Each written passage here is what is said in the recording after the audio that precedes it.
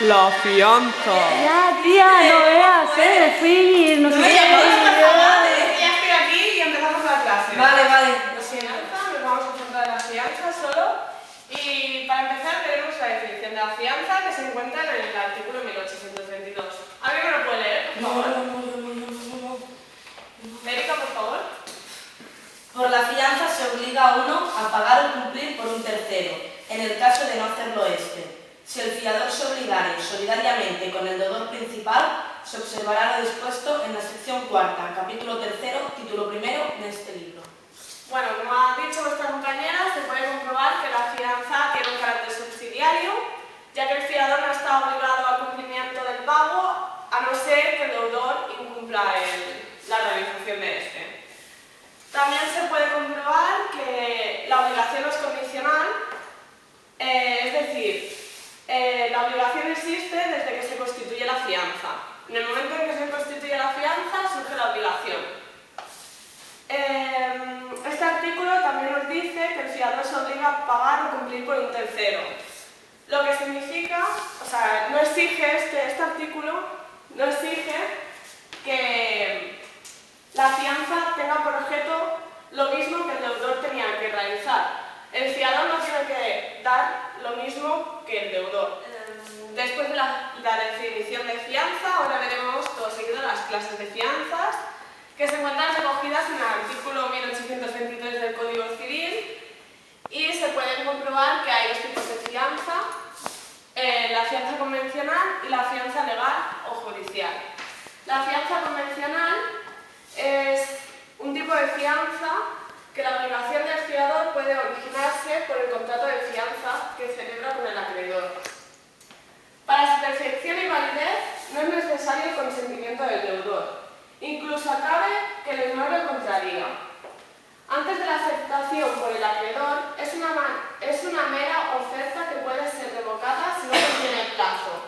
Y en este último caso, la muerte del oferente antes de la aceptación no obliga a sus herederos. Y después se encuentra la fianza legal o judicial.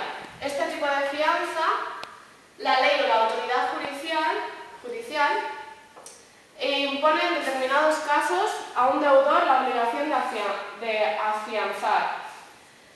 El deudor se encuentra entonces obligado a dar fiador, por lo que ha de tener las cualidades prescritas en los artículos 1828 y 1829 del Código Civil. Si no hallase persona que aceptase ser fiador, se le admitirá en su lugar prenda o hipoteca que se estimen suficientes para cumplir la obligación. Vale, ahora veremos que la fianza exige una obligación que garantiza unos requisitos. Estos requisitos son la validez y las obligaciones futuras. La validez se encuentra recogida en el 1824 del Código Civil. ¿Alguien me lo puede leer, por favor? Yo. Venga, Erika. La fianza no puede existir sin una obligación válida. Puede, no obstante, recaer sobre una obligación cuya nulidad puede ser reclamada a virtud de una excepción puramente personal del obligado, como la del menor de edad, exceptuándose de la disposición del párrafo anterior el caso de préstamo hecho al hijo de familia. Vale, como ha dicho nuestra compañera, este artículo dice que la fianza no puede existir sin una obligación válida, lo que se deriva de su naturaleza accesoria y de la finalidad de garantía que posee. Este artículo lleva a distinguir la nulidad absoluta y la relativa, o sea, la anulabilidad. Y ahora veremos las obligaciones futuras que se encuentran en el artículo 1825 del Código Civil. ¿Alguien me lo puede leer? Puede también prestarse fianza en garantía de deudas futuras, cuyo importe no sea aún conocido, pero no se podrá reclamar contra el fiador hasta que la deuda sea líquida. Vale, este artículo nos dice y permite la fianza en garantía de deudas futuras, cuyo importe no sea aún conocido, como ha dicho nuestra compañera, aunque la reclamación contra el fiador no proceda más cuando la deuda sea líquida. Por último, tenemos el artículo 1817 del Código Civil. Erika, ¿me lo puedes leer, por favor? se presume, debe ser expresa y no puede extenderse a más de lo contenido en ella. Si fuere simple o indefinida, comprenderá no solo la obligación principal, sino todos sus accesorios, incluso los gastos del juicio, entendiéndose respecto de estos que no responderá sino de los que se hayan devengado después que haya sido requerido el fiador para el pago. Bueno, pues como ha dicho vuestro compañero, la fianza debe ser expresa, no se presume, y este artículo lo que quiere decir es que se conste de manera clara la voluntad de afianzar, que se pruebe la existencia de la fianza. Por ello, la doctrina ha negado el valor de la fianza a las decisiones de un tercero sobre la solvencia del deudor. Doy finalizada mi explicación sobre la fianza, la introducción, y ahora vendrá mi compañera Erika a explicaros la continuación de la fianza. ¿Alguna pregunta? No. No. Bueno, pues doy por finalizada la clase. 5 minutos de descanso. Ahí vais a grabar. Buenos días. Hola. ¿Qué? ¿Cómo ha ido la explicación anterior? ¿Bien? Pues vamos a seguir. Sí. La fianza. Aquí he hecho un esquema de unas partes importantes, pero luego tendré que hacer otro esquema, así que copiate. La extinción de la fianza, pues hacemos referencia a que la fianza es como una obligación accesoria de otra principal y se extingue cuando esta última desaparece. Está regulada en 3 artículos del Código Civil, el 1847, el 1852 y el 1849. El 1847 dice que al mismo tiempo y como tal obligación, la fianza se extingue por las causas generales de todas las obligaciones y tiene lugar en caso de resolución de la obligación principal, pero no queda afectada al cumplimiento de las obligaciones de restitución derivadas de la misma.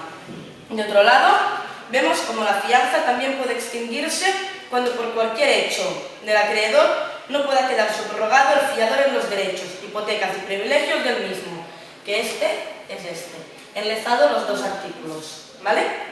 Finalmente, en el artículo 1849, vemos cómo si el acreedor acepta voluntariamente un inmueble u otros efectos de pago de la deuda, aunque después los pierda por evicción, queda libre al fiador, ¿vale? ¿Lo entendemos? Sí. Vale. En cuanto a la confianza y el beneficio de división, vemos cuando el deudor tiene varios fiadores por una misma deuda. Cada uno de ellos responde de la parte que le corresponde satisfacer y el acreedor no puede exigir a cualquiera de ellos la totalidad de la deuda. Si el acreedor lo hiciera de esta manera, el requerido demandado podrá oponer el beneficio de división, que es la facultad del cofiador de pagar solo por su parte. Vemos cómo hay 3 relaciones. La relación entre cofiadores, del artículo 1844 y 1845 del Código Civil, la relación entre cofiador y deudor y la extinción de la confianza, que está regulada en el artículo 1850. La primera relación entre cofiadores contempla 2 órdenes de problemas. El primer problema sería que se refiere al derecho de reintegro del fiador, que ha pagado la deuda por entero. Y el segundo problema se refiere a las excepciones que los cofiadores demandados pueden oponer al demandante. La relación entre cofiador y deudor hace referencia a que cada uno de los cofiadores reclamará del deudor, mediante la subrogación o el reembolso, la parte que haya pagado de la deuda. Y, finalmente, la extinción de la confianza, que está regulada en el 1850, expresa que la liberación hecha por el acreedor a uno de los fiadores sin el consentimiento de los otros aprovecha a todos hasta donde alcance la parte del fiador a que se ha otorgado. Como decíamos, la subfianza supone la existencia de un fiador que garantiza el cumplimiento de la obligación por el fiador principal y es distinta de la confianza. Está regulada en el artículo 1823 del Código Civil, pero está vinculada con el artículo 1836 del Código Civil también, que nos especifica que al subfiador se le concede el beneficio de exclusión, tanto respecto del fiador como del deudor principal, y que tiene un carácter potestativo. Además, nos indica que el subfiador tanto puede exigir del acreedor la previa persecución de los bienes del deudor como los del fiador. De otro lado, nos referimos al artículo 1846 del Código Civil, que establece que el subfiador, en caso de insolvencia del fiador por quien se obligó, queda responsable a los cofiadores en los mismos términos que lo estaba el fiador. Y finalmente, hace falta referirnos al artículo 1848 del Código Civil, que expresa lo siguiente: la confusión que se verifica en la persona del deudor y en la del fiador cuando uno de ellos hereda al otro no extingue la obligación del subfiador. Por lo tanto, queda como fiador, ya que la obligación del fiador principal se ha extinguido. ¿Algún problema, Jessica? No. ¿Lo entiendes todo? Sí. Vale. La confianza solidaria está regulada en el artículo 1822, párrafo segundo del Código Civil, y dispone lo siguiente: si el fiador se obligare solidariamente con el deudor principal, se observará lo dispuesto en la sección cuarta, capítulo tercero, título primero de este libro. Aquí se establece una duda de si nos encontramos ante una obligación solidaria o ante una fianza. En la confianza es lícito pactar la solidaridad de los cofiadores y el acreedor se podrá dirigir contra cualesquiera de ellos por la totalidad de la deuda. La confianza solidaria es distinta, de una modalidad consistente en que los cofiadores sean solidarios únicamente con el deudor y no entre sí, por lo que la deuda a garantizar se divide entre ellos. No tendrán cada uno beneficio de exclusión, pero solo les puede reclamar su parte el acreedor, no la totalidad de la deuda, como en la confianza solidaria. La retrofianza se trata de que el fiador que paga por el deudor tiene derecho a repetir de éste lo que haya satisfecho. Es la fianza de esta obligación de deudor, que asegura al fiador la satisfacción de su derecho de crédito. Vale, finalmente, en mi apartado, cabe explicar que hay algunas figuras afines a la fianza.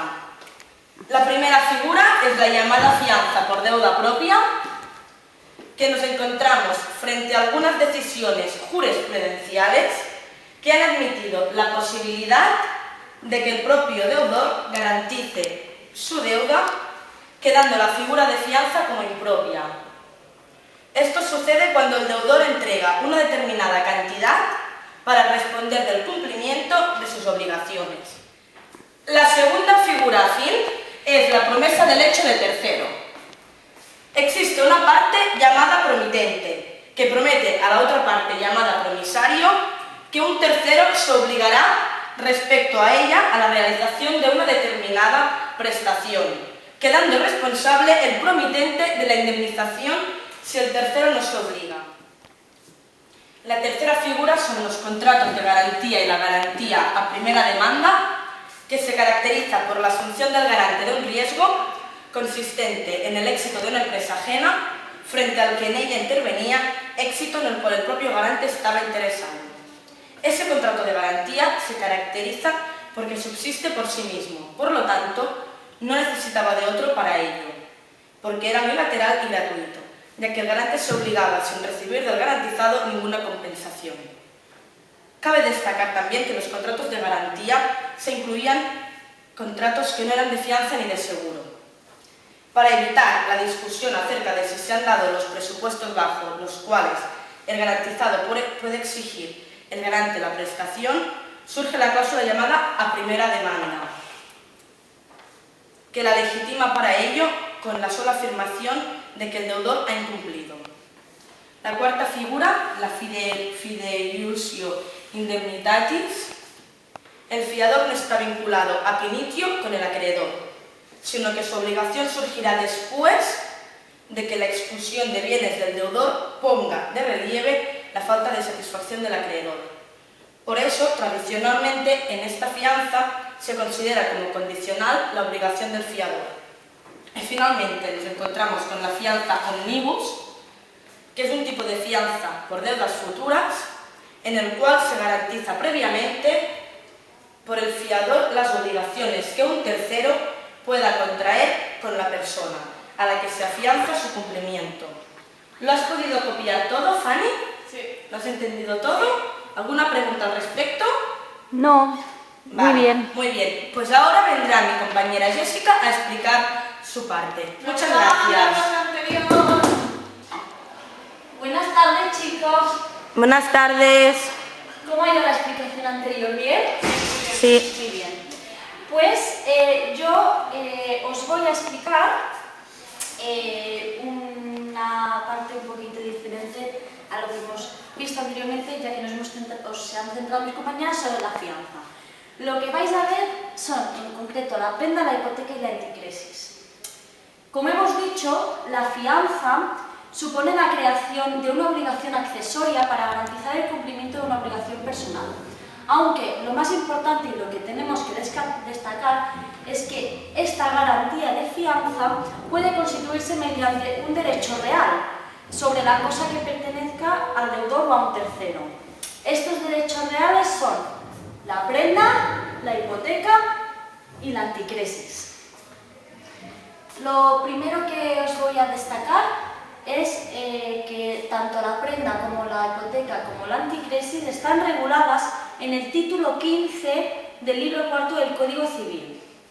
Aunque es muy importante que sepáis, de caras al examen, que en las disposiciones comunes del capítulo primero se excluye en concreto la anticresis y se la remite a los artículos 1881 al 1886.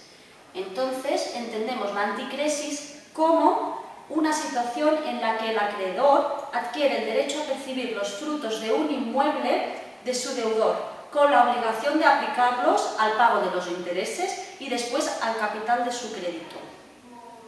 El artículo 1857 establece una serie de requisitos esenciales de los contratos en concreto de prenda e hipoteca, porque la anticresis, como hemos dicho, queda excluida de lo que es la regulación de la prenda y la hipoteca.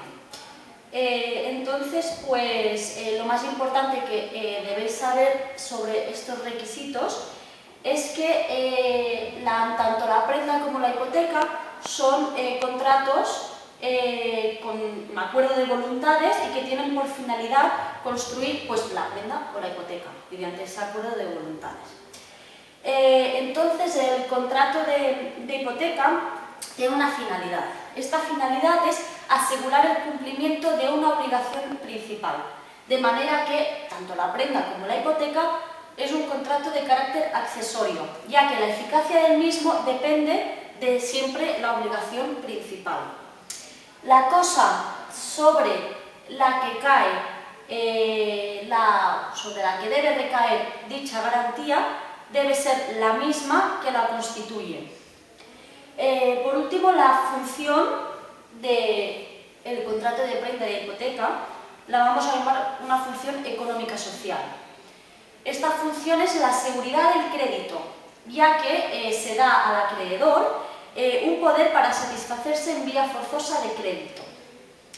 Además, pues, con esta función se goza de una preferencia frente al cobro a los demás acreedores. Y estas ventajas pueden ser tanto a título oneroso como a título gratuito. Vale. Bien, chicos, hasta ahora, ¿todo entendido? Sí. Vale. Pues vamos a pasar a explicar la figura del fiador real, que sigue estando dentro de las garantías reales que estamos viendo. La figura del fiador real la encontramos en el artículo 1857 del Código Civil, en concreto en el último párrafo, y podemos definir al fiador real como aquel que asegura o garantiza una deuda ajena, es decir, uno que asegura la deuda de otro con sus propios bienes, entendiendo pues que va a responder por el cumplimiento en el caso de que el deudor impague. Cabe destacar que esta figura es diferente a la del tercer poseedor de finca hipotecada, ya que el tercer poseedor de finca hipotecada es el que compra la finca al deudor con la hipoteca, de manera que adquiere la propiedad de la finca y queda expuesto a la ejecución de la garantía. Si el deudor que la transmitió, pues no pagará. pero la deuda en sí no se le transmite y el acreedor no puede dirigirse contra su patrimonio personal. A diferencia de la figura del fiador real, que sí responde por el cumplimiento y debe pagar si el deudor no lo hace, de manera que el acreedor sí puede dirigirse contra su patrimonio personal para que se haga efectiva la obligación. A continuación os voy a explicar el pacto comisario. El pacto comisario, bueno, en virtud del mismo, lo que queremos decir es que cuando hay un incumplimiento de la deuda, se faculta al acreedor a practicar lo que se denomina el comiso. Para que todos lo entendáis, el comiso es una apropiación directa e inmediata de la cosa que se haya vinculada en la garantía al cumplimiento de la obligación cumplida. En el derecho español, pero, está prohibido este pacto y se lucha contra él, por ejemplo, mediante el artículo 1859 del Código Civil, ya que esta misma disposición lo que nos dice es que el acreedor no puede apropiarse de las cosas dadas en prenda o hipoteca, es decir, nos está diciendo que no puede darse este pacto comisario porque un acreedor no puede apropiarse de las cosas que se den con dicha garantía. Entonces, pues, lo único que debéis saber también de caras al examen y de entender correctamente toda la asignatura es que si se infringe este pacto comisario se sancionará con la nulidad absoluta en razón a las finalidades por las que se establece. Es decir, que eso de por sí no conlleva la nulidad de la garantía. Y por último, lo que vais a ver, y su misma palabra lo indica, la indivisibilidad de la garantía, que como bien dice su palabra, pues el artículo 1860 del Código Civil establece pues, que el principio de la indivisibilidad de la prenda o la hipoteca, es decir, de estas garantías de las que estamos hablando. En otras palabras, esto viene a ser que se asegura una subsistencia íntegra de tanto la prenda como la hipoteca hasta que se efectúe el completo pago de la obligación garantizada, incluso aunque ésta se divida entre los herederos del acreedor del deudor. Hasta aquí la clase de hoy. Si tenéis cualquier duda, sabéis que podéis venir a mi despacho. Muchas gracias. Muchas gracias. Adeu.